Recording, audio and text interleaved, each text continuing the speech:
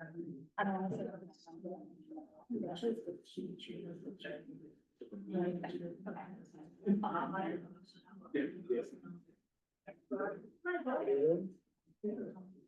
I'm just gonna have more of the.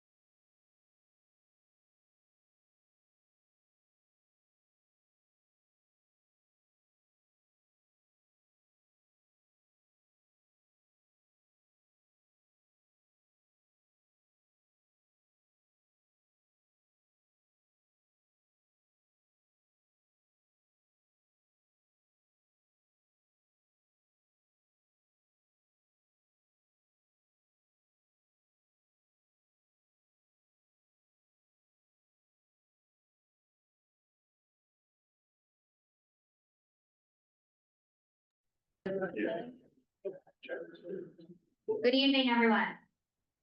Thank you for being here tonight. If everyone would rise with me for the pledge of allegiance.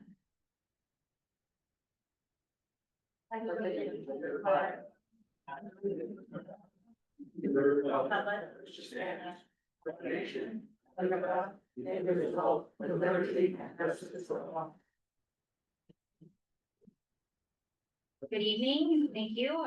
Welcome to our October 14th, 2025 regular council meeting. For those of you who have an agenda in front of you, we have already met in executive session earlier this evening and we bumped our pledge to the flag till just before the regular meeting. Our first order of business is a public hearing and then we will get into our regular business.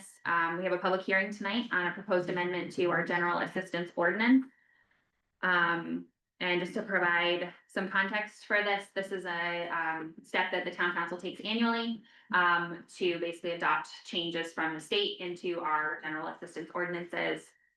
It's largely a formality in a lot of ways. We did receive one letter, but I'm wondering, is this person here? Is there anyone here in the room who would like to speak about general assistance? Yes, come on up to the podium and if you just introduce yourself. And Dolores, you submitted a letter as well, right? That's correct. Great. Yeah. Yeah. We're going out of order. Open the public hearing. Thank you. I'll make a motion to officially open the public hearing at 6:32 p.m. Second. Thank you. All those in favor say aye, Jeff. Aye. Melissa. Aye. John. Aye. Aye. Motion passes 4-0. Madam Chair, I just want to check with Monique. Do we have anybody on? I just got a text that people are having troubles getting in.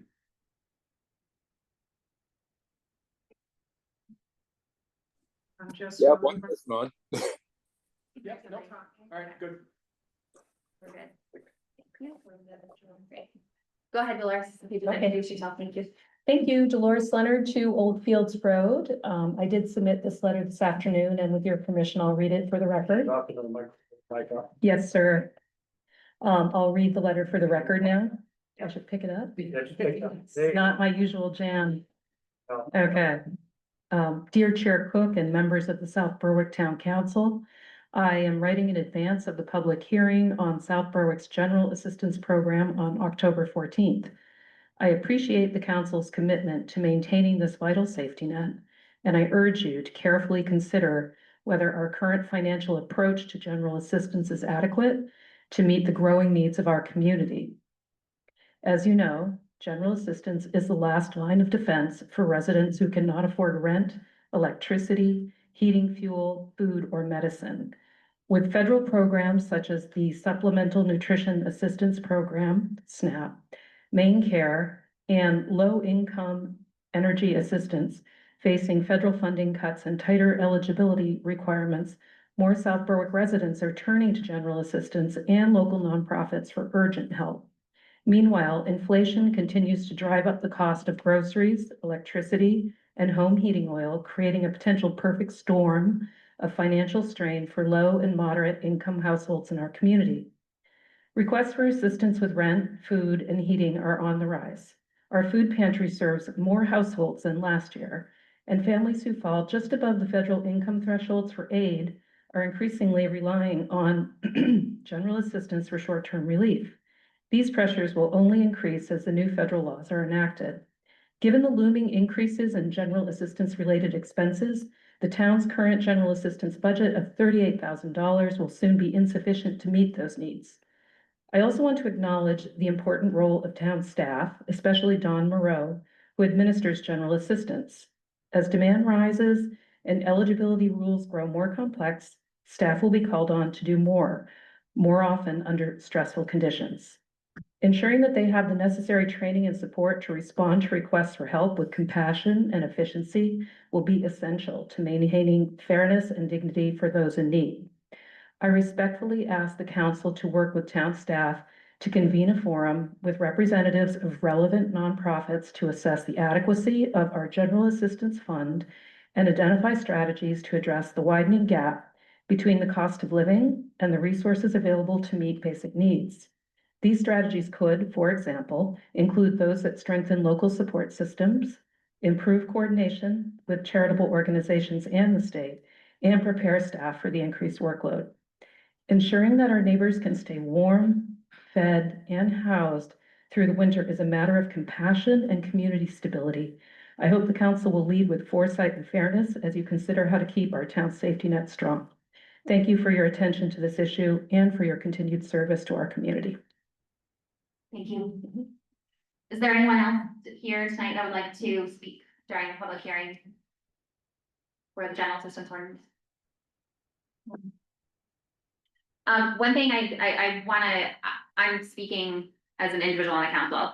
I very much appreciate the thought put into all of this work and all of the information shared with us this evening. And I want to express that the time for the council to add additional funds to our general assistance budget is probably January, February timeframe when we start our budget cycle. So I just want to manage expectations a little bit with that. I'm very appreciative of the thoughts from everyone this evening and the suggestion to take a closer look at our general assistance. I guess I think I would be curious to kind of see some trends and stuff over the past couple of years of how much is being utilized, et cetera.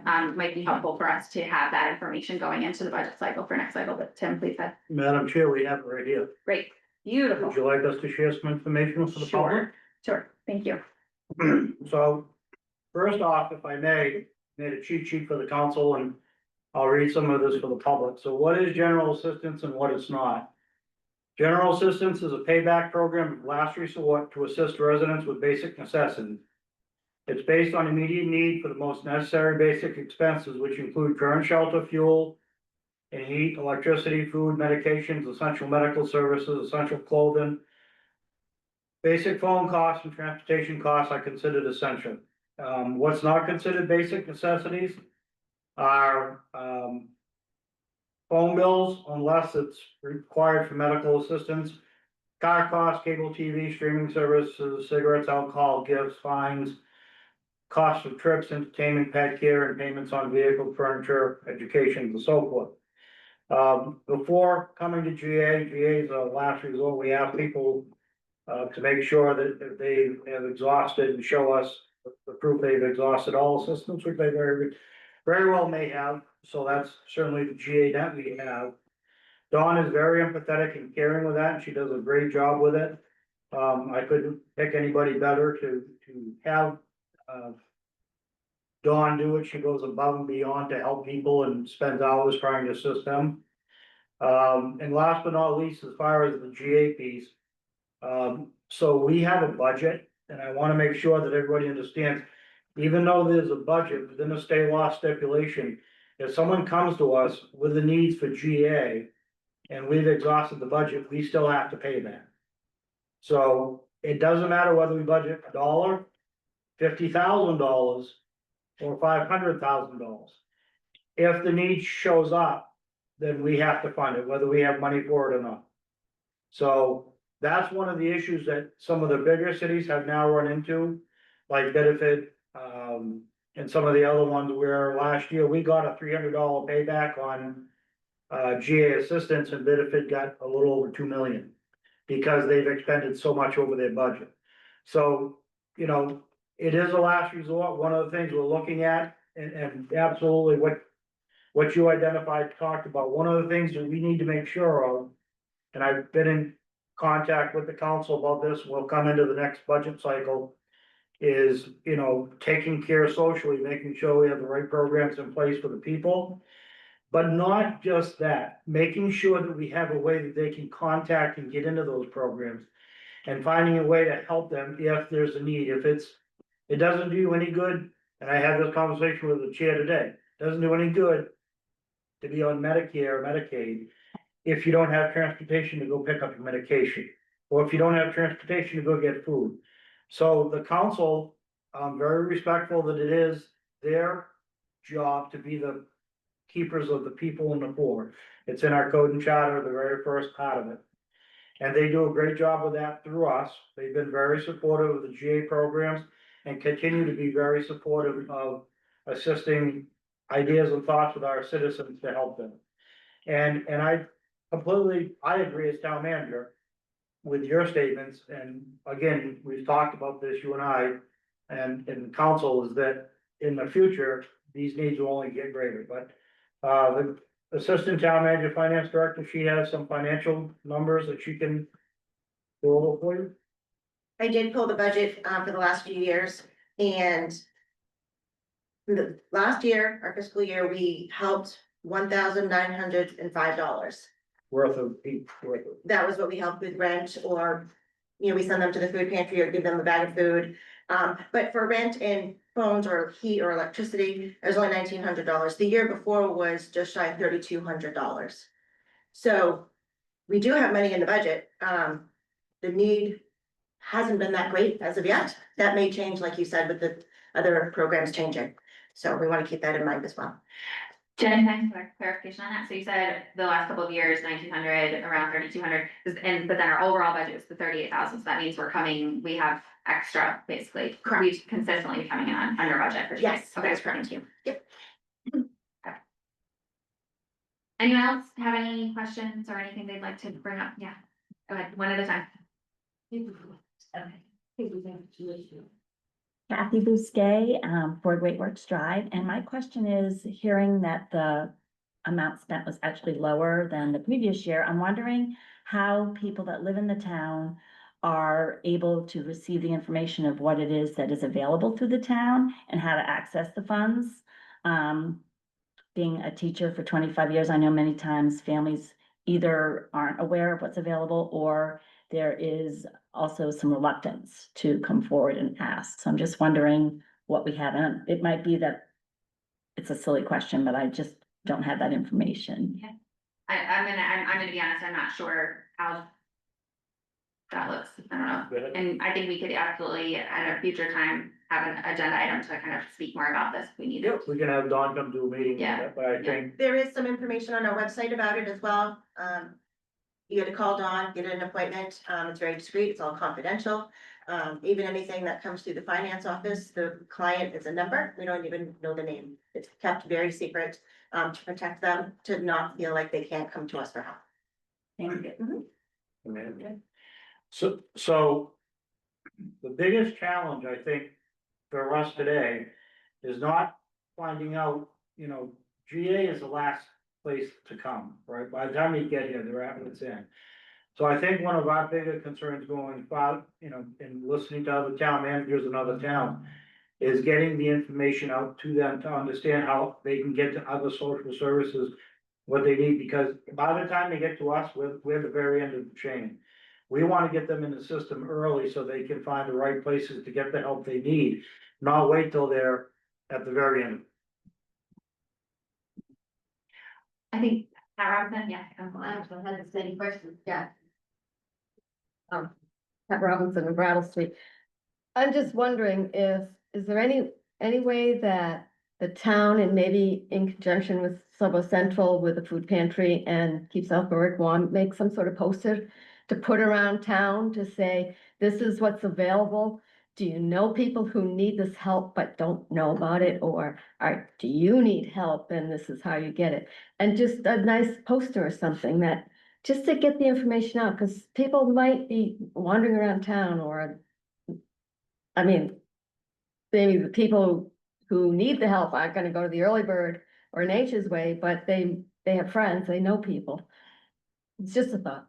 I think we have to do better getting that out, but that's not just our responsibility, it's on 411. There is other social programs, social services through the schools, where they identify families for food systems. So there's a lot out there, but I think there's always room for improvement.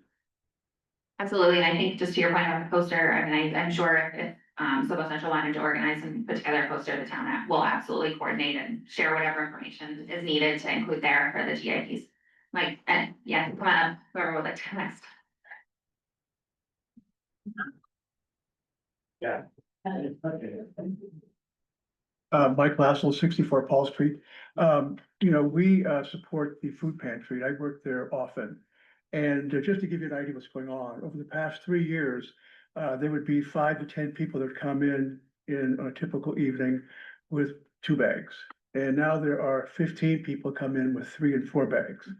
And we've been watching the food pantry going empty, and, we've been trying to keep it funded, through the Rotary and through other organizations. And just as an aside, on November 7th, at the regatta, there's a dance, to raise funds for the food pantries from Kittery, South Berwick, and Elliott through Mainspring, as an aside. But I think, there should be some thought given to how the town could support the food pantry.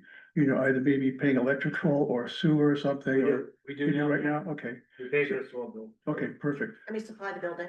All I right. supply the building. And so, that's really important, just to let you know that that's really become, we see that right there. And so people are aware of this, and we do check on folks, you make sure that they do live in town. We always have their signatures and their addresses, so we're pretty careful about that. But that's also an agency that needs to have, help. All right, thank you. Mike, I have one question. So it seems that the Rotary is having the same problem the town is having. Well, the Who Rotary, knows about the dance? How is that getting out there? And I just wanna flip this back up. As a town, we struggle with this. We've tried a million ways to get it out there. It was great that you came up tonight and announced it. Where else is that dance is benefiting food pantries from Kittery and South Berwick? I just got the paperwork the last few days, so I'm gonna get that out there right away, okay? Okay, no, I just maybe You that make it from the information town source webpage. is, maybe we can use the same thing. That's all I was getting. Excellent idea. Anyway, we're all kind of working towards the same goal here. Yes, sir. And, so any help would be appreciated. Thank you very much. Thank you. But you're right. I was looking for a suggestion. Anyone else? Yeah. Yep, if you would like to come and speak about the public hearing, now is the time to. Is this only on general assistance or? Yes, we're still in the general assistance public hearing. Yeah. Anyone else on general assistance? Okay. It is 6:47, and I will go ahead and close the public hearing. Thank you. And I'll go ahead and call our regular meeting to order. We have 4 counselors present. And I will go ahead and make a motion. Our next order of business, the council needs to go into an executive session, quickly to have a legal counsel. So I'll make a motion to go into executive session, subject to 1 MRSA 4056E. Second. Thank you. We have a motion and a second. All those in favor say aye. Jeff? Aye. Melissa? Aye. Aye. John? Aye. Aye. Motion passed 4-0. I did that weird. Okay, we will try to be very quick. We're gonna be downstairs and we'll be back shortly. You're on. Yeah. Oh, you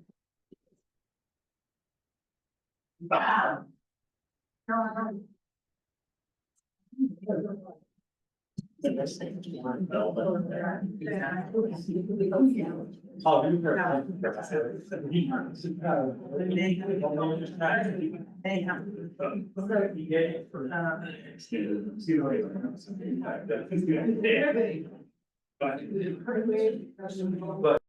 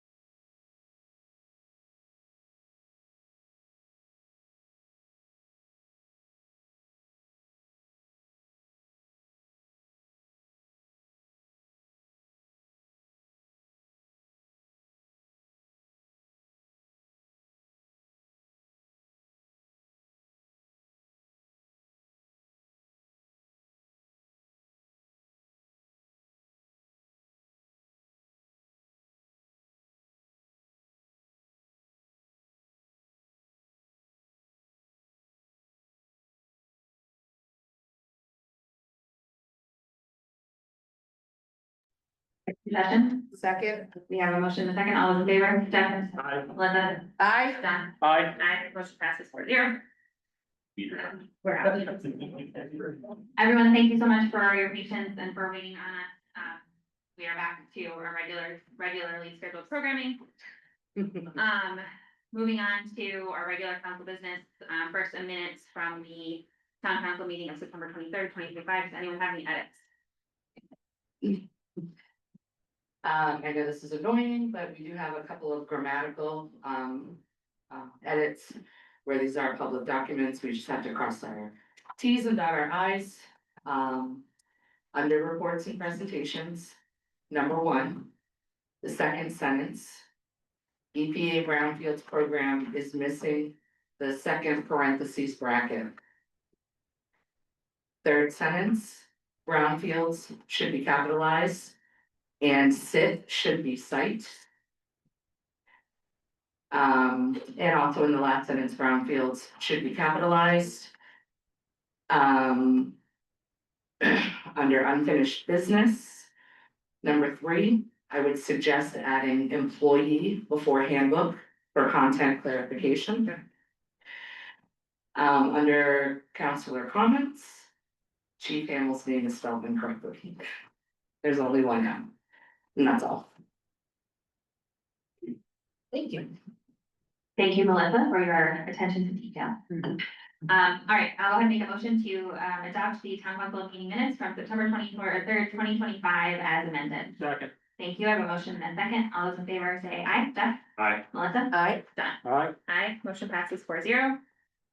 Next, we have our Board of Assessors meeting minutes from September 23rd, 2025. Any edits to those? One edit. Yeah. Under, obviously the Board of Assessors, assessors present, we need to remove Bill Cole and add Jeff Minahan. I'm also just noticing under the very first motion, it reads for 8/2026-4. It reads in the amount of 71,000. It reads 71 period 400 should be on. All right, anything else? Okay. I'll make a motion to adopt the Board of Assessors meeting minutes from September 23rd, 2025 as amended. Second. Thank you. We have a motion and a second. All those in favor say aye. Jeff? Aye. Melissa? Aye. John? Aye. Aye. Motion passes 4-0. Thank you.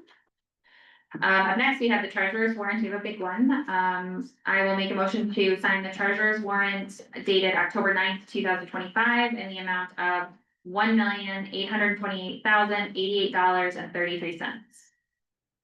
Second. Thank you. Motion and a second. Any discussion? I will just add, this includes a lot of things. I'll let Jen include that.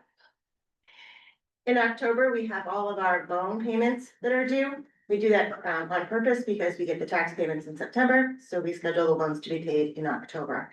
So it's 1, 2, 3, 4, 5, 6, 7, 11 loan payments being paid. Plus we have the school payment of $848,000 as well. And workman's comp was in here, our health insurance is in here, All the big guys. and we had 3 weeks in between instead of the 2 weeks in between, so it's just a lot. Thank you, Jen. You're welcome. All right, any other discussion or questions on the warrant? All those in favor of signing the treasurer's warrant, say aye. Jeff? Aye. Melissa? Aye. John? Aye. Aye. Motion passes 4-0. Would you like to move anything? Yes, Madam Chair, I move that we move unfinished business number 4 up ahead, please, so we can get Chief home.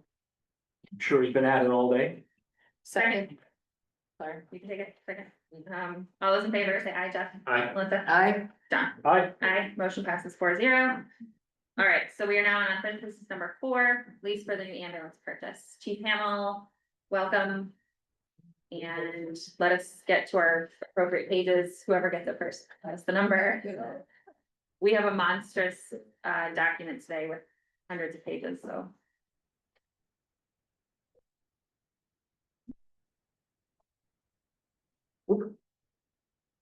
It's around 183. Oh, it's 182. Thank you. Okay, we are ready. I had to dig deep for it, so. So as part of the EMS project, we had budgeted to purchase a new ambulance this year. We were gonna lease a new one. We were able to find one that's actually built. They're picking it up today as we speak at the manufacturer, and it's ready to go. And meets all the requirements that we were looking for. It also, like I said, was available, so we had it kind of had it set aside for us pending the meeting. And it just worked out that it's actually finished, so we'll be able to take delivery pretty quickly on it. Great. So I don't know how much detail you guys need for the lease part of it, but Came in under, correct? it just under, yeah, But it came in under, came in under, yep, beautiful. try. I have just more of like an administrative question. I know we have a lot of action we need to take. Can this all be one motion or do we need 5 individual motions? Do you happen to know?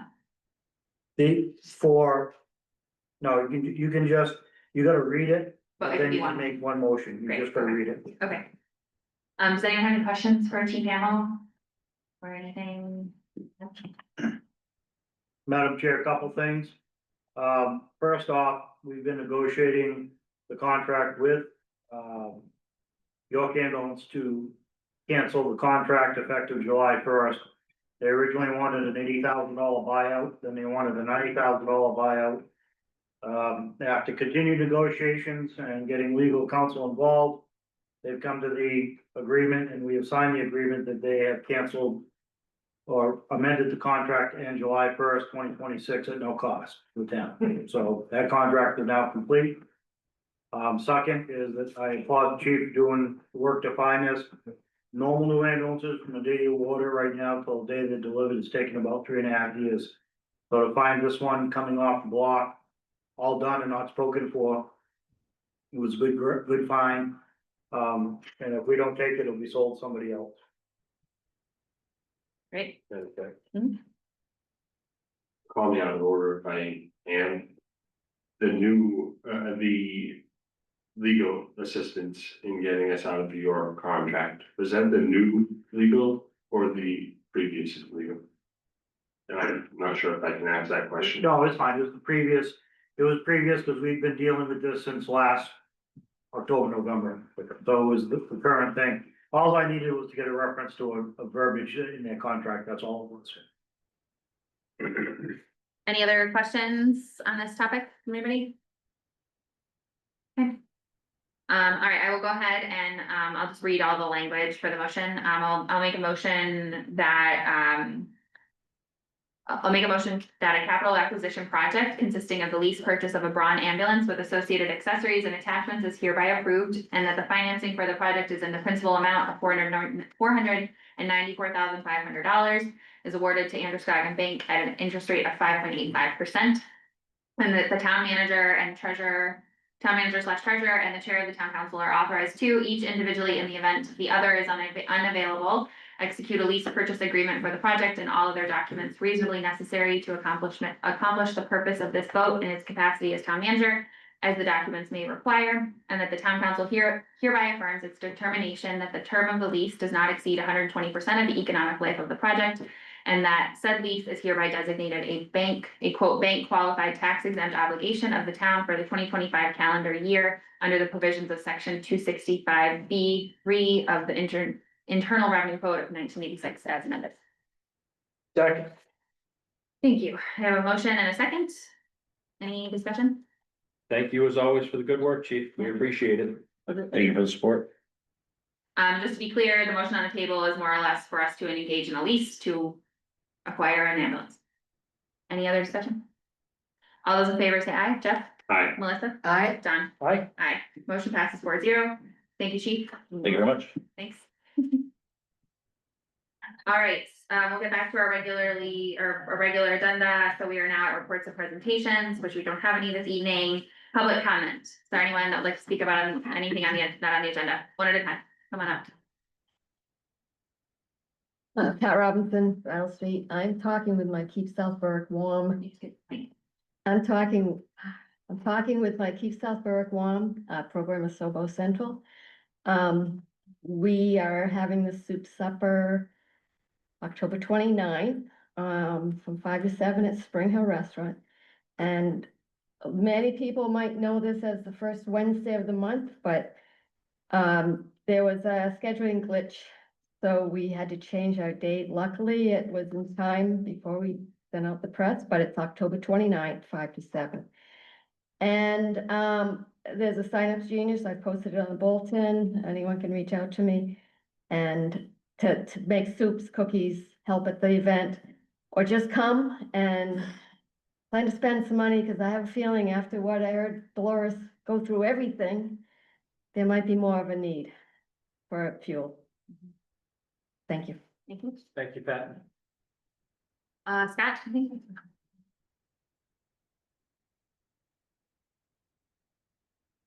Scott Landis, 80 Academy Street, South Berwick.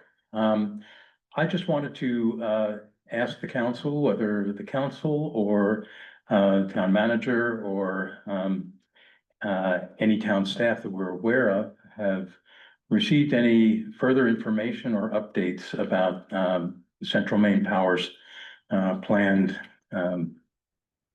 construction of a substation at the top of Wadley Lane. That No. since the update, yeah. Negative, They've been very quiet. Yeah, I mean, they were here in our last meeting and. yeah, I heard, okay, that's, people are wondering. So, I believe that any, communication would be coming through the planning Yeah. board, if I'm correct. Yeah. So and are you aware of whether the planning board has received any, where they are. you've not heard anything? Right, where they're a separate board and we don't directly oversee, I'm not, don't want to overstep, but Yeah. they're a different board. Yeah. So. Okay, not to my knowledge, go ahead. DeCarlo's here, he can answer that, he's the liaison for the board. Do you know anything? There have been no correspondence at all, since the last time they came in. So we're just in a holding pattern until they submit something new. Great. well, thanks, thank you all for the answer, great. Just for the recording and people on audio, who stuck at the head of DeCarlo. DeCarlo's here and he just chimed in and said we haven't heard anything from CMP. Right. Thanks. All right, any other public comments? Okay, thank you. We'll move into unfinished business number 1, adopt general assistance ordinance and updated appendices. Anyone with page number help me? It is somewhere past 98. I'm on 12. For the GA, yeah. Okay. Thank you. Okay. So we did have a public hearing earlier for these ordinance updates. So this is a very much so formality that we go through every year where the state publishes new updated appendices for general assistance, and the municipalities within the state adopt those. It's largely a housekeeping item. And we do very much appreciate the input from the public this evening and their thoughts about general assistance. And as far as our action this evening, I will go ahead and make a motion to adopt the MMA General Assistance Ordinance and the updated appendices A through H and GA housing maximums for recovery residences effective October 1st, 2025. Second. Thank you. We have a motion and a second. All of the details behind what we are adopting here is included in our support docs, if anyone is looking to locate those. All right, we have a motion and a second on the table. Any discussion? I just have one. Yeah. So this says that it's effective October 1st, so we're at October 14th, so predate, is that gonna have any effect with anything? But it'll go into effect 30 days from today. Okay. From time to vote on it, that's all. All right, we have a motion on the table. All those in favor say aye. Jeff? Aye. Melissa? Aye. John? Aye. Aye. Motion passes 4-0. Moving on to unfinished business number 2, personnel policy handbook.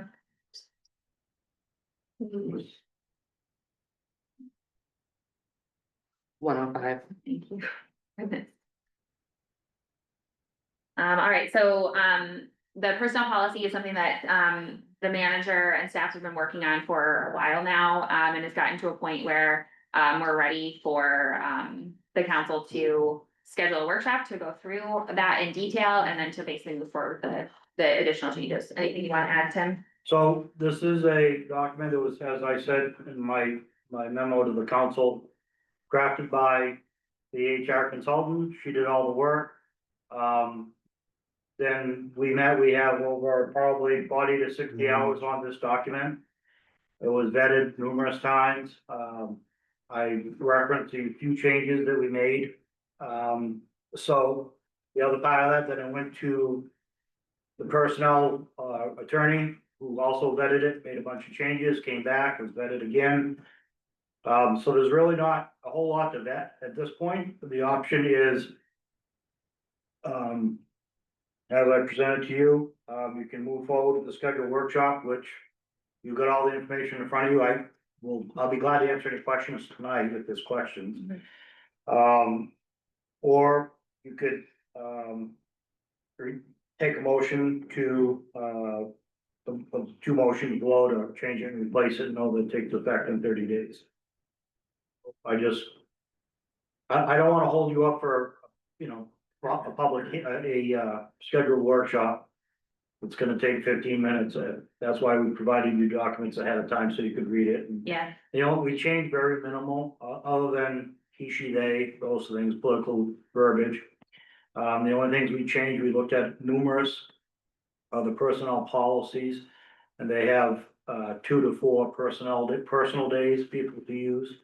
So we included 2 of those, and then a half a day off at Christmas Eve.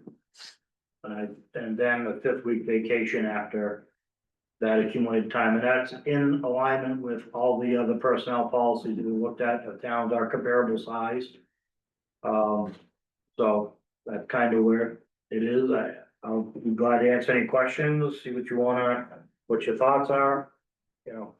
I hate to tie you up if we don't need to, but it's your choice. so basically, it's up to the council. We have a summary of all of the changes that have been made, and if we want to just move forward with those changes as we understand them, we can, or we can get together next week and talk about it more. I was able to kind of go through everything in detail. I'm comfortable with what's there. I don't necessarily need a workshop, but I'm happy to join and do that if we. Where is everyone else at? Surprise, surprise, I read the whole thing too, and the only question I have was, we were also, we had gotten like a little letter from Tim explaining what it was.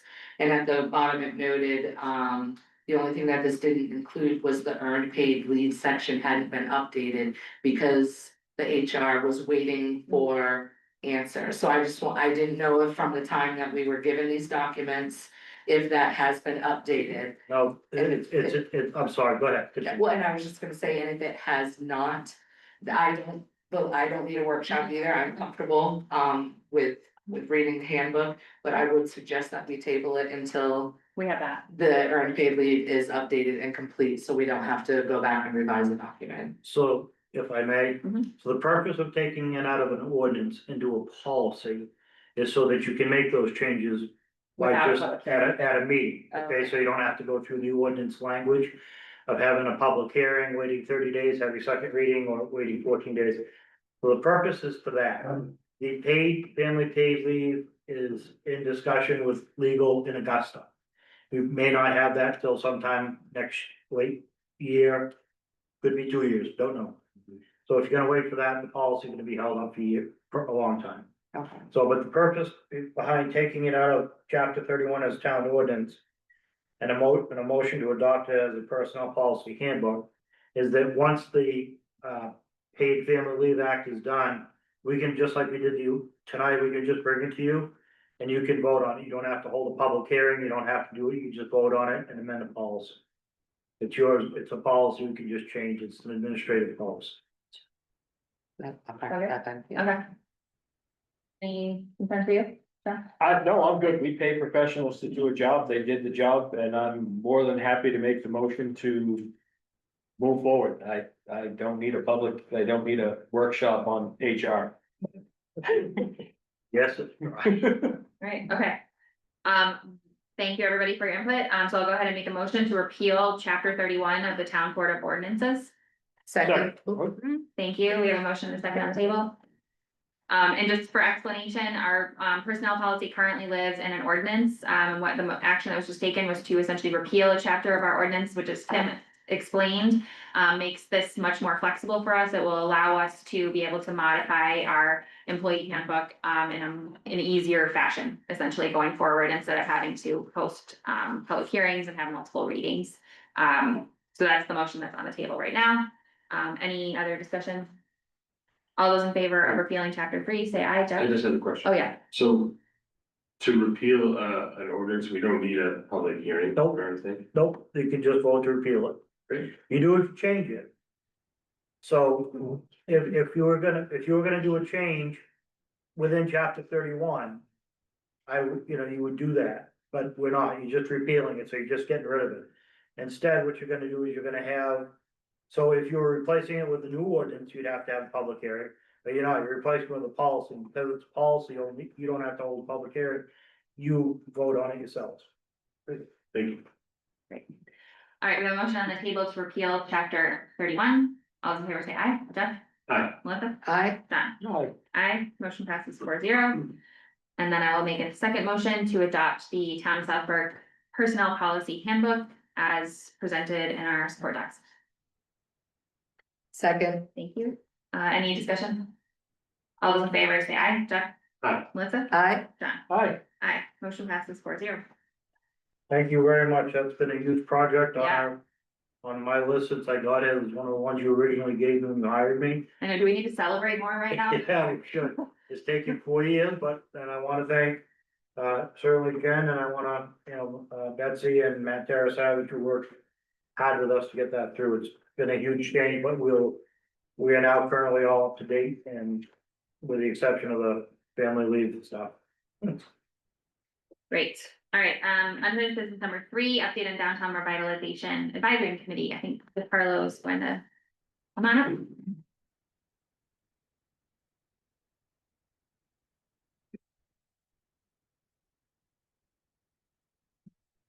Thank you for being here. I'm sorry, we should have moved this one up too.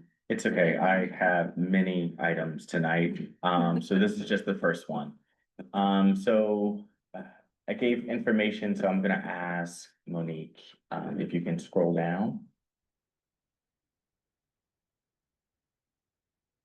So just a quick update on what has been going on with the downtown revitalization, advisory committee. Can you make it a tiny bit bigger for people? Okay. We have it in front of us. Okay. Anyone, I'm thinking anyone in the audience is probably hopeless that they're gonna be able to read it. Okay. But you need to read it. Yeah, so basically, this is what they've been doing so far.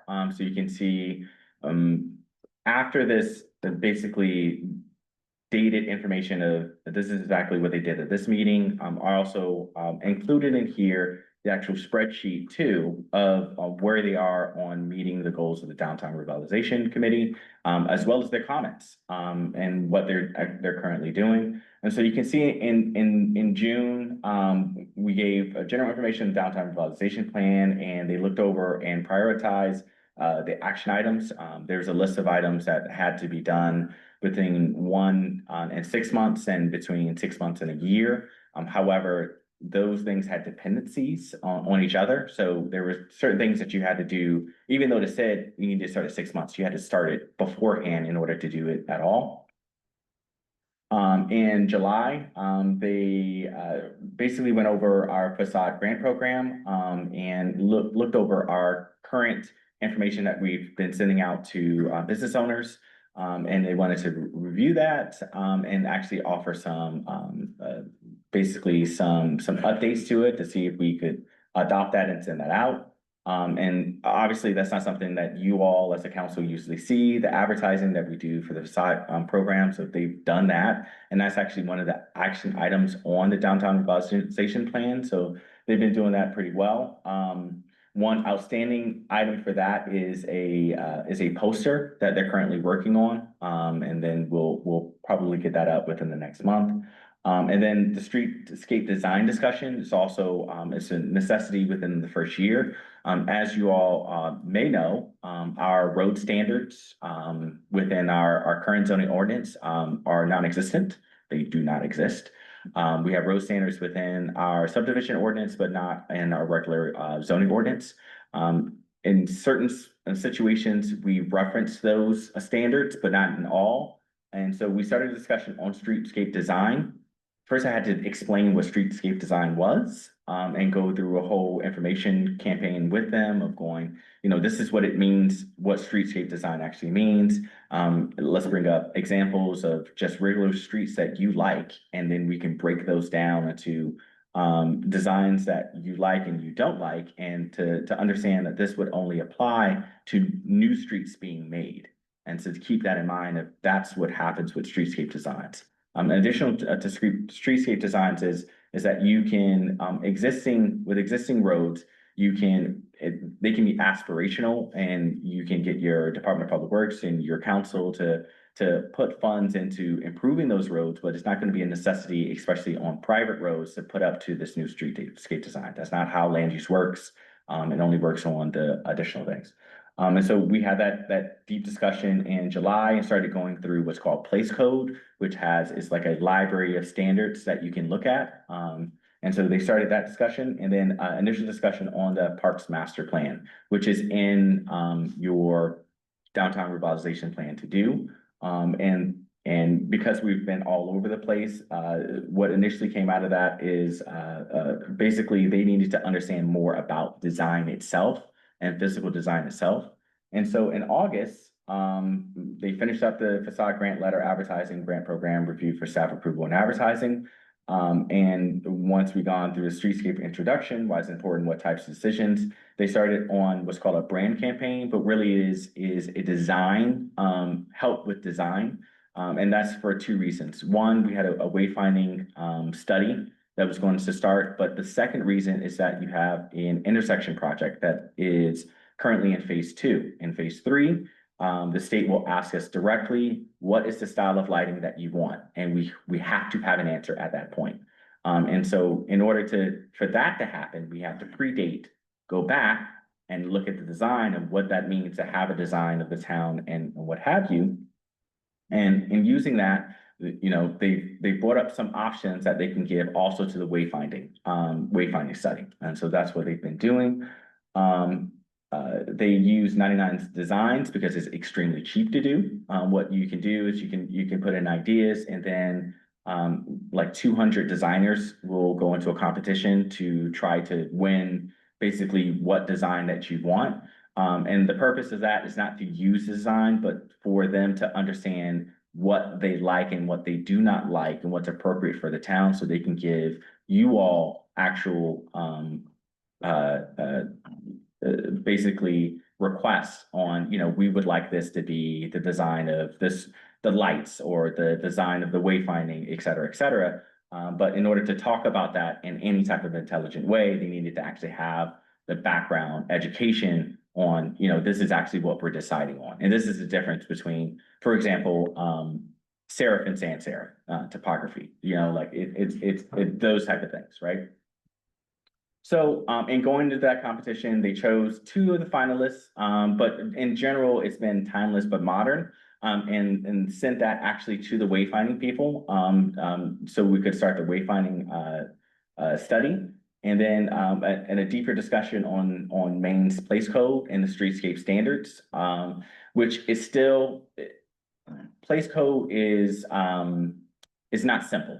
And so it's taken a couple times for us to get through it, so they can understand the structure of Place Code and then what would be the structure within our own ordinance, and how that would work in conjunction with each of those.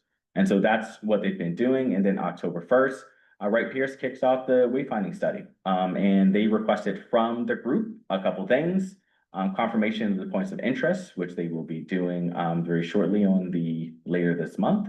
In the downtown, the environment coverage, replacements of signage, the signage types, entrance, directional, kiosk, pedestrian, it's a list of different types that you can have for signage, and it's not as simple as put it on a stick, and it's apparently extremely complex. And then signage and lighting pole styles. And so this is exactly another reason why we did this, is because now we have a consultant actually walking us through, hey, these are the differences. If you choose the style, this is what will be the impact. Yes, you can light the pedestrian, but your actual cars will not be lit in a type of way. Or if you choose this type of style, even though it looks nice, you won't have dark skies. You will have all this light pollution in your downtown. Do you want that? And so you can actually make decisions. In addition, they started to recommend purchase of little free libraries throughout the downtown and parks. A library has offered to provide books from their excessive received donations. And so we are looking into that, basically, and into that request, and I'll go back to them to really dial that in. That was done in a more general manner, and we're actually gonna see a little bit more details from that after the next meeting. And then also after your all next meeting and the feedback from legal counsel, and their group, they've chosen to change the time from the 4 PM to the 5 PM on the first Wednesdays, just because it works out a lot better for the working schedules. And also adding a Zoom option so we can get more of the public, in. Even though it's a public meeting, it's really hard for people to get in at 4 o'clock. That's the time they chose initially, so we made it work. They're saying a different time, so we'll make that work as well. So on the 29th, they're gonna re-review the action items. There's a few things that we've been requesting that they give you all some feedback on. And so they're scheduling for that. They'll be doing a mapping exercise for the points of interest and confirmation to Wright Pierce, so we can understand that in the downtown. They'll be going over the Parks Master Plan again, placing within the prioritization of other planning efforts. We've given a set of priorities of, we need you all to decide on how we're spending the funds, the planning funds, for this upcoming year. But the Parks Master Plan has come up, and they want to understand, basically where on that list it would fall in their opinion. And then Streetscape Standards Consultant, placing within prioritization of other planning as well. Seeing if that is a route that they want to go down, and actually requesting that we get a consultant for streetscape design, because it does involve engineering, if you're going to do streetscapes. And then going over the estimates for underground power relocation. We got a general estimate of 4 million. We've been reaching out for months and months since I got here to get us a more concrete number of how much that would cost. CMP and the state have been not a willing partner in order to give us those costs. I'll say that. And so that's how that's gone. And then a discussion on the expansion of the TIF in additional areas. One reason why that's important is because our 236 TIF is so large. It's looking at how many commercial areas we have left in the town outside of the 236 TIF. And that'll go right into that discussion to see if they want to offer any thoughts to you all. And so that's generally what they've been doing. And if you go down a little bit, you can see exactly how that looks in the downtown revitalization plan. All the greens are done, all the yellows are in progress. You can see status updates there, and comments that we're gonna be addressing on the 29th are all on the right side. This is a form that all of the members have access to, and they comment freely on it. And so they often put questions for me in these, and then I can answer those at the meeting, and that works a lot better than emailing individually, asking these individual questions. But if you continue to go down, you can see that the majority of these are all in progress. And when I say in progress, we don't mean just we've talked about them, is that either there is some type of plan that's in place that's currently been operated. There is some type of funds that have been allocated towards those, or something in that scope. The whites that you'll see as you go down, and in general terms, those are, more long-term in effect, and they need things to happen before you can do them. And that's the only reason that those aren't in progress today. And so that's a general overview of where that group is. But I will entertain any questions if you have them. I don't have any questions. I just really appreciate the update, and the kind of color coding makes it feel very productive, and thank you. Yeah. And if anybody's interested, please join us when we have our meetings. They're very productive meetings, and the information that comes out of those, the questions that comes out of those, often does spark other things that we have to look up and we have to do. Any questions? I have a question. Yeah.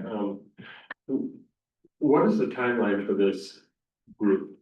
Do we have an end date for them? I don't remember. So they have to be reauthorized and, all the members have to be reauthorized after you. And so, yeah, so they have to check in and you all have to make the decision, you know, is this something that you want to continue? Are they making good progress? Or, do you guys want to go a different route with this? So. I think one of the things that surprised me is, sounds like there's a lot of, education on your part. So some concerns are, that I have in regards to the group is, how are they doing? Are they gelling well? Are they gelling with you? It seems like there's a good thing, but you anticipate having drop off, or how is that going? Because as people drop off, there's gonna be re-education, and I'm concerned about that, because it sounds like you're doing some really robust stuff there. Yeah. Just what are your thoughts? How are you feeling about things? And so, you know, whenever I talk about this, is talk about creating systems, and you don't want to create any systems that are going to be too complex that a new person can't pick up and just run with. And the way to combat that when you were talking about a board is that you have overlap. Just like you all have overlap, you know, you don't have elections that all of you all disappear at once. You want members to stay on and to continue the work that you started. It's the same thing with this board. We all know this is a volunteer board. We can only, we're grateful for any time and any effort that they give to this effort. But realistically, people are going to drop off, but as long as we keep that core intact or a core amount of people intact, then the other person can get up to speed a lot easier. And so the way I see boards is that as long as that we can keep 3 to 4 members to be regular, then that knowledge can transfer very quickly. But when you get into trouble is when you get down to only 1 or 2 people are left, and then I do have to do the education piece again. But hopefully, because I'm educating now, then they can teach others. Teach one so they can teach others. That's, yeah. I just wanted to, you know, I'm really grateful that you came and did this and let us know, because I understand a little bit about the planning stuff, not nearly like you do, but I know enough to not delve in it and let you do. I appreciate your education of the group, and I appreciate the members of the public for sticking with it and being a part of this. So thank you very much. Thank you. Absolutely. Any other questions or comments for Carla? I just. I guess it's kind of a concern. I feel like we're bulldozing through this revitalization plan. And my concern with that is that, not that it's being rushed, but I feel like we're going to be in a position where we're gonna need to make a lot of decisions all at the same time. And I understand, the timelines and the priorities. In your opinion, DeCarlo, do you think we should maybe take a step back? I mean, we don't obviously want this to be a book that's just on the shelf. But I also feel like we're just like 100 miles per hour through this, and I don't want oversights to happen or decisions made to be irrationally. I'm just a little concerned about how fast we are going through this. So one thing I'll respond to that is that they're advisory. So it'll come to your hands.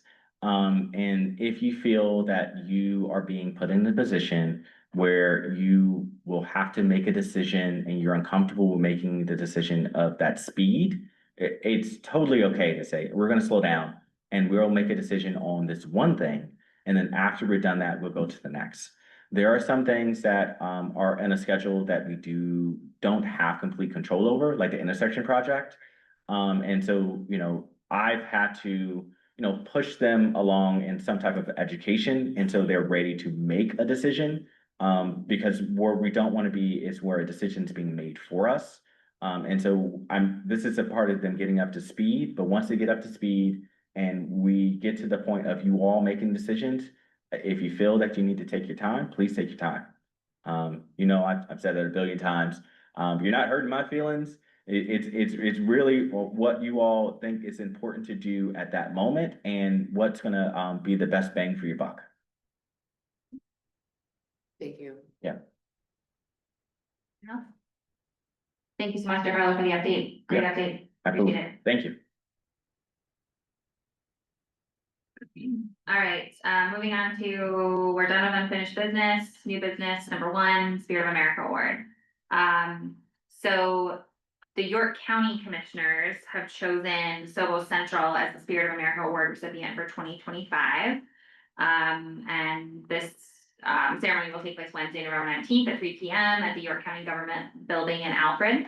And we're invited to attend virtually. I think that's the this update, right, Tim?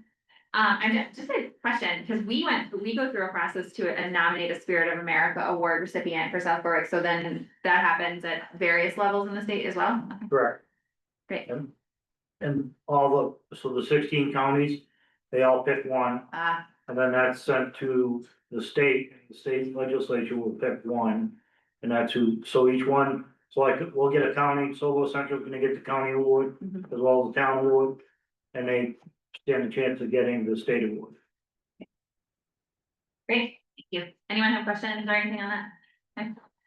All right, new business number two, appointment for a planning board member. So we currently have Clay Curtis as an alternate on our planning board. And we have an let me make sure I got this right. Clay is currently an alternate and he's requesting to be appointed as a regular member. There's currently a vacancy. So that's what's on the table for us regarding Clay Curtis and the town council, and the planning board appointment. So I think the action taken here would just be for us to make a motion to what do I want to say? Promote Clay Curtis to a full board member on the planning board. The term set to expire when?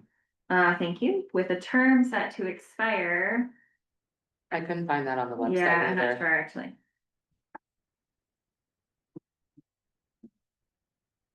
I'll have to look that up. Is this one, should we wait on this because we don't have that, or? Can absolutely continue, sorry, we can absolutely continue forward with his appointment. I can definitely get back to you on what the term date is. Okay. Yeah, we'll just add it in. Okay. Just whatever the assigned appointed To fill the vacancy. to fill the vacancy Yeah. with whatever the date is, we'll publish Great. for that. Okay, so I'll go ahead and make a motion to promote Clay Curtis from an alternate board member on the planning board to a full board member to fill the current vacancy. Second. Thank you. We have a motion and a second. Any discussion? All those in favor say aye. Jeff? Aye. Melissa? Aye. John? Aye. Aye. Motion passes 4-0. Okay, and then we have the same situation basically for the Downtown Revitalization Committee. We have Jacqueline Busquette, who is a regular member, who is currently an alternate member and would like to be promoted to regular member, filling a current vacancy. So exact same situation, just a different committee. So I'll go ahead and make a motion to promote Jacqueline Busquette from alternate member on the Downtown Revitalization Advisory Committee to full member, filling the current vacancy. Second. Thank you. We have a motion and a second. Any discussion? All those in favor say aye. Jeff? Aye. Melissa? Aye. John? Aye. Aye. Motion passes 4-0. I'm noticing we had some interviews this evening and we don't have agenda items for those appointments. Can we make those appointments tonight or should we table them? No, for the other they gotta go till next. Okay, all right, so can I request that someone reach out to the 3 people that we interviewed today, just to let them know that it'll be on our next agenda to do appointments? All right, moving on to new business number 4, schedule a public hearing for zoning ordinance amendment. DeCarlo's back. Is that? I'll let you just kind of take this up and we can. Absolutely. So this is a part of my work with the planning board. Other than reviewing applications, they are one of the other responsibilities as the municipal reviewing authority is to look over your zoning ordinances and propose changes. You all would need to take up those changes and in your best judgment, what changes you think are to the benefit of the town. So I'm gonna ask Monique, can you scroll down to the first one? Keep scrolling. Oh, sorry. Yeah, the red. Yeah. Is that the first one? Yeah, So this is the first page. so that's the memo. So page down, please. Where you see the red changes, I think. Yeah, there it is, right there. So what this is actually is the ability to give a waiver of the site plan process For those businesses that are coming into the B1 and B2 in existing structures. So what would happen is that if a change of use is required by your land use table, for instance, if you are going from retail to restaurant, it requires a major site plan anywhere in the town. So think of your downtown area, and in an area that has gone from restaurant to restaurant to retail, if it was a current retail and wants to go back to restaurant, it requires a major site plan. So in those instances, we want to, the thought was to give the ability to the planning board to be able to waive the requirements of site plan, so it could be a lot faster for that to exist in your downtown area. How that generally works is that because it's a major site plan, or even if it's a regular site plan, you have to come in for a concept plan. And so you don't get to just skip over the planning board. You have to come in with a concept plan and request a waiver. And so the planning board would then make the decision, is this a like or less intensive use? And if they make a determination, if it is as intensive or less use, they can give a waiver. They're not required to. And so that gives a little flexibility to the planning board and the ability for places to change over a lot faster. And seeing some of your existing infrastructure downtown, that'll be extremely helpful. I'll bring up the pharmacy building that's been vacant for a number of years. One reason that it has been vacant, and we've been hearing directly from people who want to purchase that property, is that it has an extensive approval process to change it to anything else. And so in the interim, what happens is that it just sits vacant for years on end. And because it's vacant, it starts to fall apart, and you get less tax revenues from those. You don't get businesses going in those. So that's the first proposed change. If we go to the next page. Lots of number changes. Yeah, and you have to do a number change for that. There we are. The next one is more of a newer one. You have in your zoning ordinance a restriction of food trucks and anything that's not in a brick and mortar business, basically. And so what that does, it creates a gap within your business infrastructure. Right now, if someone wants to start a business, they can start it in the home occupation. And then they have to think of a way to get the capital to go into a brick and mortar. There are no other choices in this town. And so for food, we've seen this be very successful in other places. And so they're proposing a change to allow food trucks again to be within the town. Within reason, there are standards to those and restrictions. An example of one of those restrictions is that, the planning board thought it'd be prudent to not allow food trucks in Aggie fields. And so that's one of the restrictions that you'll see here. Other restrictions are insurances that they are handling their trash, that the people working in food trucks have an agreement with a nearby place that their employees can use the restroom, and et cetera, et cetera. We did hear back from one business, and that's the ice cream place that's near Aggie Fields, and had questions about ice cream trucks. Because an earlier version of this did allow ice cream trucks in every residential area because we love ice cream trucks. It's a part of our history. However, it was without restriction. And so one of the requests that she asked, like, hey, can we make sure that they're just not hanging out there in these residential areas and kind of circumventing all your other requirements for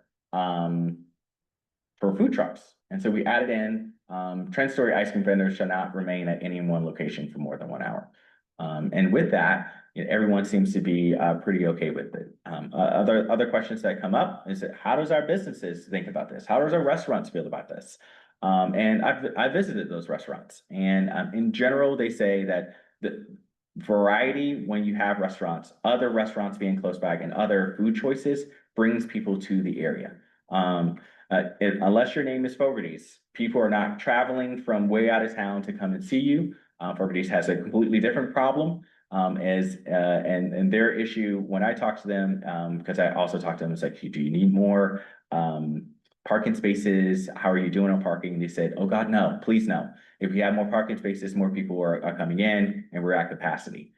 So that's Fogarty's current issue right now. They have too many people coming to their places. But for everyone else in our other areas, they see the value in having more variety in the area because they know that it brings more people to our downtown to keep them in the downtown.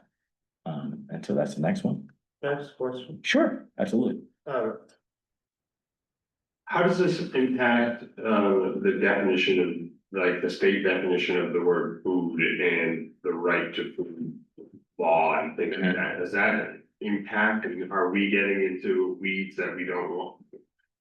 Getting into weeds, getting into, different areas that we don't necessarily want to? Wow. Yeah. No, so the right to food is more of the right to be able to grow your own food and sell your own food from your property. And another legislative change from this year that I went over earlier this year is that you can't restrict people from doing that. So this doesn't actually discuss that. This actually is enabling legislation to allow food trucks.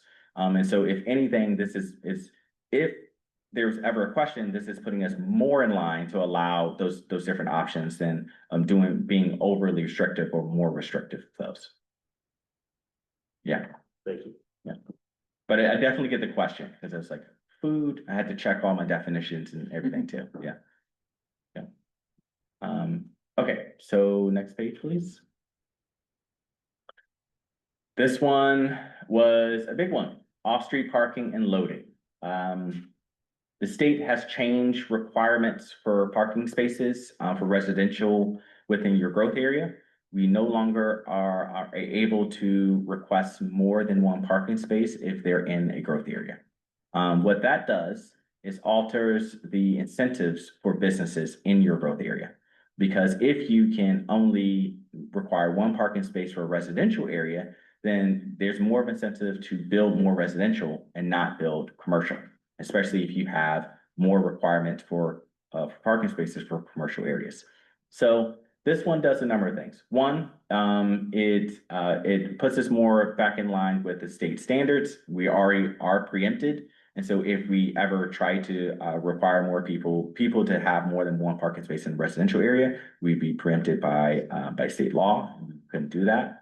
Number two, this allows parking spaces within our B1 district to not require parking spaces, off-street parking spaces in the B1 district.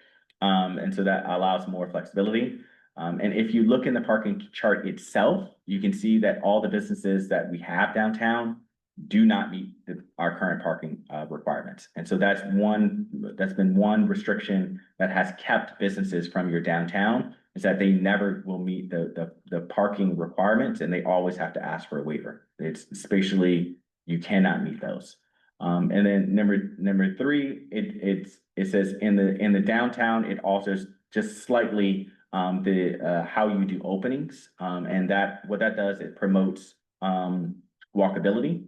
And so you don't have multiple entrances in the same lot in this U shape, which messes up your walkability downtown. Even though we love Aroma Joe's, you can see that happening in that U shape, and that's why a lot of people do not like walking that area, because it's too much asphalt. And then there is a last piece of this.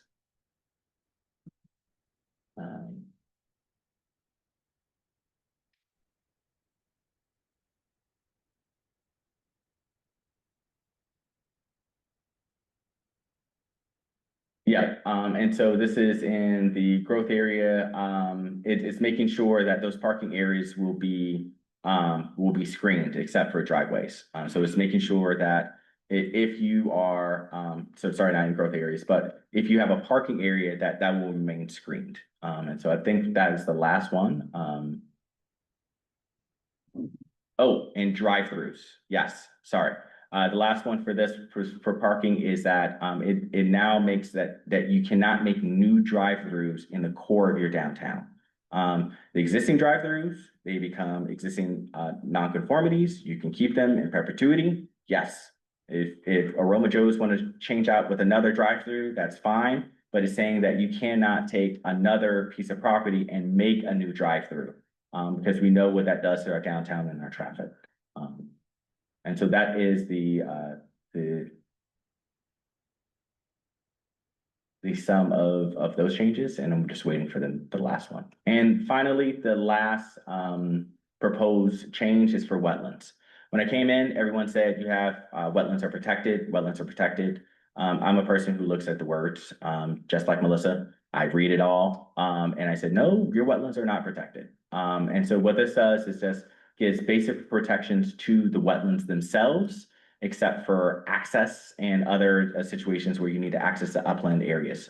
So this actually does give you the wetland protection that you all thought you already had, but you do not at this moment. That's a good question. Sure. About drive-throughs. Sure. Do we have an inventory of the drive-throughs that we currently have in town? Or, We don't, but I probably can name them off my head. because I was thinking, or maybe you think of Dr. Jones, and think of Aurora Joe's, but I feel like. Banks. Bank one or There's something like that. two banks. There's a drive-through ATM right there. There's a bank over there as well. That's pretty much the sum of our drive-throughs. Right. However, you know, we have had people ask, you know, can we put new drive-throughs in the downtown by constructing like a fast food place and everything like this? And in my head, I screamed, I went, no. But this gives a little bit of protection against that. These all seem like good kind of modernizing changes Yeah. for South Berwick that, I think it seems like will help promote some more business in town. And, Yes. A lot of the things that I think we've been needing for a long time. Yeah, and that's the view. Again, this is the planning board's swing at it. If you all see some changes that need to be made, or you think it goes too far, not far enough, please, you know, if you think it makes changes, please let me know and we can do that. But as of now, it's now in your court to decide what you would like to do going forward. So I think, it's up to us based on kind of what Carlos presented. We can either schedule a public hearing to adopt these ordinance changes. If we want to go through this in detail and schedule a workshop for us, we can do that and kind of hash through everything in detail. Or I guess we could table to the next meeting. Does anyone have thoughts? I vote public hearing. Okay. I agree.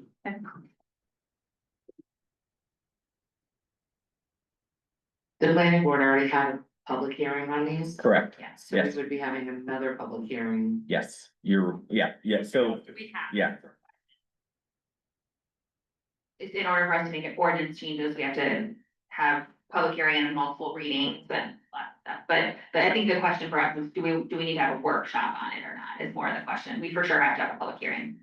Or does the council need to hash through all of the changes in more detail? I'm also comfortable with just moving forward with public hearing. Yeah, I'm good with Okay. public hearings. All right, so let's, do we have any timeline constraints on this? We can go ahead and schedule a public hearing for the next council meeting. Okay, all right, I'll go ahead and make a motion to schedule a public hearing for Tuesday, October 28th at 6:30 PM. Regarding, Zoning ordinance. zoning ordinance amendments, I was just trying to grab the chapters. They're all chapter 140, correct? Regarding ordinance amendments, Correct. changes to chapter 140. Second.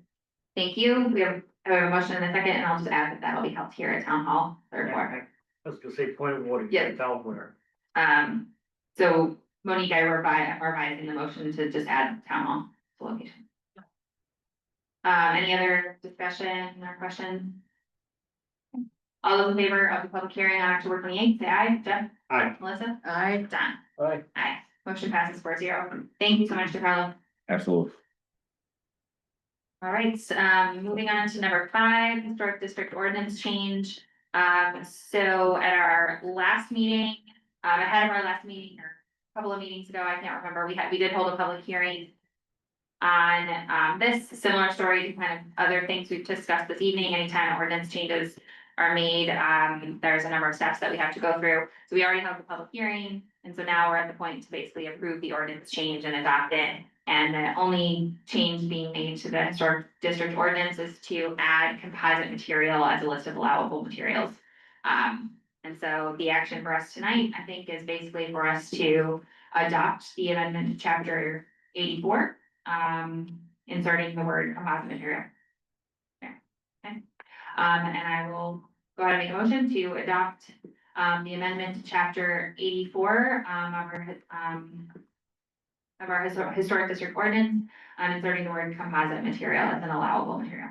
Second. Thank you. We have a motion and a second. Any other discussion? All those in favor say aye. Jeff. Aye. Liz. Aye. John. Aye. Aye. Motion passes 4-0. That takes care of all of our regular business for this evening, and I will turn it to. Yeah, I think Jen wanted to say something. yes, yeah. Quick question, the composite is just in the sign ordinance, or is that? Is in the sign ordinance? Ordinance, yeah, it's not for all materials approved in the historic district. Yes, yes, thank you. Yeah. All right, now I think we're all set. Turn over to Tim and Jen for our town manager's report.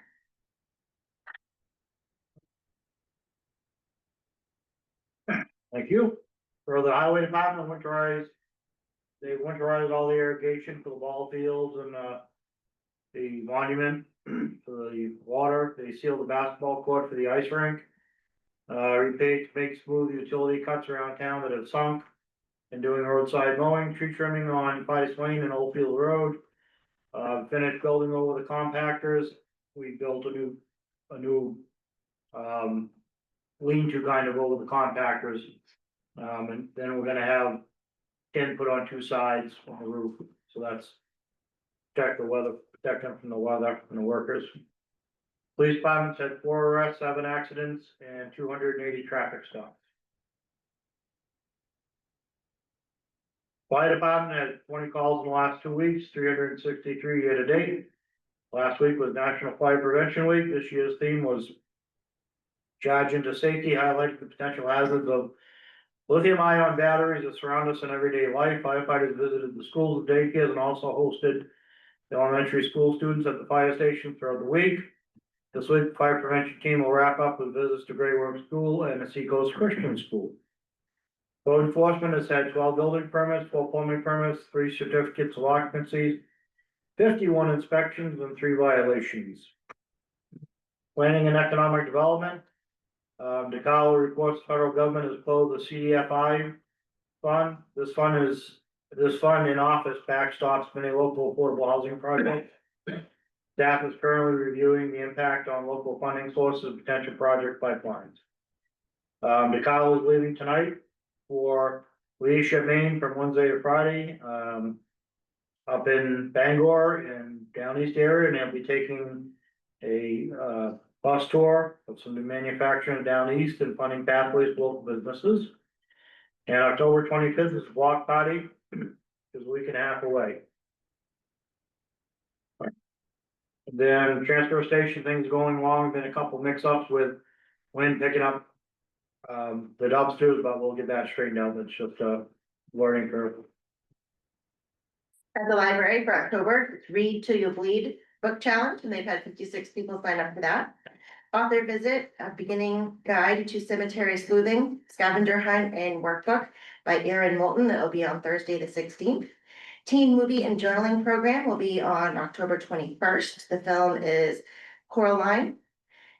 Food price navigation presentation at the library on October 22nd with Marianne Evans Ramsey. And she is a registered dietitian and nutritionist. And they are having their Halloween party on October 31st from 3 to 5. Lee and I are gonna be doing 4 interviews tomorrow for the library director position. One girl called out sick, so we're gonna schedule her for Monday. So we have 5 on the books right now. And I got probably 20 applications, so that was good. Yeah. Recreation, the soccer program is coming to an end. Their last games are on October 18th. They have received lots of discounted hockey game tickets. They got, they had 2 games reserved. One has already been sold out. but the one that they do have is against Boston University on February 13th. So if you're interested, pick those up, they're going quickly. Pet house inspection is planned for the first week in December, and the fall cleanup is planned for November 1st, so that everything will be ready for the inspection. The seniors held a successful craft fair at the community center on Saturday, October 4th, and the seniors enjoyed a beautiful turkey train trip through the White Mountains on Friday. In assessing, they are working on valuation abatement requests. They have a total of 20 on their desks, and they have 10 in process right now. And CAI has completed the map changes, and the Access GIS should be updated on our website very soon. In the town clerk's office, they have done 361 motor vehicle transactions, 29 vital record transactions, and 16 notarial acts. And they are processing many absentee ballots as well. The audit has been completed in-house, that he has more things to wrap up. We'll be working together, and he will be doing a presentation to the town council on December 9th. Heather in my office is working on streamlining our onboarding process for new hires. And we have completely emptied the first floor. There is nothing left down there. Our first floor meeting room is now up here. So we can use that as an extra space, and we're ready for the contractors when the contract has been signed. Good. So I've had 2 meetings with a company called Connectivity Point to get us another price for the cameras, the door locks and the renovation and so forth. York Ambulance contract we've received the addendum, it's been reviewed and signed and approved by legal. Been dealing with several personnel issues, met with several citizens reference their taxes and a code violation case. Obviously, I met with Ben McCall from Drummond Woodsum in reference to the town hall contract, and Ben says he hopes to have that finished this week, so that's good news. SOAR district lease agreement was signed for another year for the room, and they'll know they'll have to be moving out to the trailer at some point. Myself, Jen and Dawn went down to Fairtide, Main Springs and Kittery for a tour. Had a great opportunity to see what they do and talk about social programs that they could offer for citizens in the community and how we can connect our GA clients with their opportunities that they have in a caseworker. Had another code meeting with Paul Schumacher, who's a contract planner for us, who's working on that project, trying to get that done. Several EMS updated meetings with Nick and Katie, the fire chief and the EMS director. On EMS project. Town and district meeting for the school, we had that, there was nothing major there to report. Home for the holidays meetings, I've had several of those. Very shortly, once we get all the dates confirmed, I'll be calling Santa and making sure that we know he can be available. Finalizing the personal policy handbook, and I want to again thank Jen and the rest of the people who helped with that. Several calls with legal referencing personnel matters and contracts. One last thing, so we hit a milestone, a major milestone in our community, this past week. So we had a call at 2:10 in the afternoon. It was an ambulance call, so the ambulance responded. They arrived, it was down in Aggie Estates on the way, they picked the person up, they were responding back to Wentworth Douglas. So on the way, they decided that they needed a driver because it was a serious call for a cardiac event. They paid fire department said, yeah, we'll send the driver to meet you right on Aggie, right on by the transfer station. So they sent a driver out. Right at that exact moment, a second ambulance call came in for another heart attack. Our people, our backup call people that we have come on board, we had 2 part-time paramedics respond. Nick and Katie responded, so they went to that call and called Dover Ambulance. Then, so they got there and initiated patient cardiac care at the paramedic level. At the second one? At the second one, it came in minutes after the first one. And at that exact moment, they paged out a third ambulance call. for a medical alarm, that there was a person down and needed assistance. And the fire department with 2 EMTs and then another advanced EMT responded with the truck with that. And was able to assist them and stabilize them till they could get the 3rd ambulance in town. And for the first time in a long time, since 2016-ish or so, we handled 3 calls just like that with all our staffing with no interruptions and immediate responses, no backup. We were waiting for ambulances out of Dover and out of Stewart's. And though we had waits for ambulances, we were able to send staff and immediately provide life-saving help to these people in town. 3 calls instantly were answered by our staff. So very pleased with how Nick has turned us around and Katie and the job they've done. The citizens have a great benefit. So I just want to make sure of that. And Madam Chair, unfortunately, I have to ask you for a very quick executive session on the 40568 personnel. After this. Yeah, well, can we do counselor comments and? Yeah, absolutely. Then sign stuff, then we can, it's very short. It won't Yeah, be a okay. minute. Yes, I gotta read you on something. All right, now you have questions. I got 2 questions for Tim. One, camera system. Are we looking at the same camera system we have in the police department currently? Yes, Excellent, that is. I recently went and, talked to Chief River and actually got to view that camera system. That is absolutely incredible. yes, that would be the exact same one we're having here. That is amazing what they can look at with that camera system. Second, had a couple of people reach out to me, potential political candidates. The signs were removed where Lower Main Street meets Upper Main Street in that triangle. Is that the state? Is that the town? Or is that someone being typical someone? Any idea? I don't know that. Okay. I'll have to investigate, find out. Cause it, All the signs were taken off? all the signs, it wasn't just one, all the signs were taken off that triangle. Route 4? No, where Lower Main Street meets Upper Main Street, the one right in front of Lascaux. Yep. Right there. It may have been Gardner or something like that with town staff, but I know. I'll ask and see if I can find out and report back to you. Thank you, I just got a couple texts. Didn't hear anything of it. Are you guys all done with your update? Yeah. Did you have any other comments, Jeff? No, nothing. Jeff, you have anything? Just in regards to that too, I think that if the town takes those down, the candidates or the owners of the signs can find it at the town garage, correct? Yeah, if we took them down, I'll have to ask Jay and find out. Okay, so yeah. I don't think we did, but I'll have to find out. If not, we'll try to. This would be a good mystery to solve before November 4th. I'm on it. It's personal property, right? It's the candidate's. But on a high point, it's everybody. They didn't just select one person. They got all Well, the I'm signs. wondering, yeah, I would be surprised. That's what's got me going is, Jay would have probably mentioned this to us if he'd taken signs. I would think, that's why I was wondering if the state came through or someone, I've never heard of that over there before, but. Me neither. I was asked, so I figured I'd pass it along. And I, that's where I've sent, people that have asked me, I've sent her to the garage to look. I'll find out. I'll talk to Jay tomorrow. Thank you. And then, I just, thought it was really nice, with the input from the public today. I think it just shows that, we have a caring community, despite wherever and why ever people are talking about where we are, as a community and the needs. The fact that people are coming out and bringing it up and talking about the needs that might be out there, I think is a really good thing, and it says a lot about our community. So, again, just grateful for the town and the people that we have. Thank you. It was me. You took time. That's good. No, I don't have anything this evening. Thank you, Dan.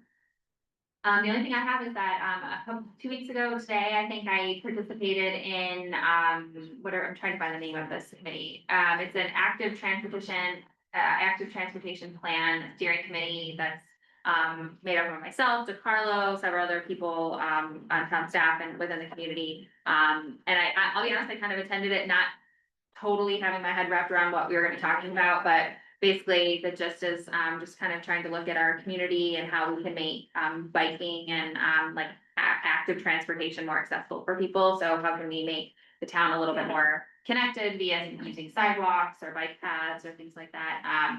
And it was just a really good, productive conversation. I'm excited to be part of that more going forward. And I'll continue to keep you guys updated. We didn't really necessarily make any final decisions. We kind of brainstormed at that point, but I think we'll coming there. And that's all I have. Thank you. Okay. I will make a motion to go into executive session subject for Yep. 6A or something else. Something else. Okay. I'd just like to thank, Second, Oh, wait, hold on. Oh, no, let Tim finish. We're not there yet. I'd just like to thank Money Deputy Clerk for stepping in for the clerk tonight, in the clerk's absence. Money stepped right in and got the council packets together, did a great job, so thank you, Money, for your help. Yes, thank you so much, Vinnie. I will, send you the details when we get out of executive session. So I will make a motion for, I will make a motion, subject to 405 to go into executive session. second. Thank you. We have a motion and a second. All in favor, Jeff? Aye. Melissa? Aye. Don? Aye. Motion passes first. Where we going, second? Kitchen. No. Love the kitchen. Want to get it. It's 3 to 5.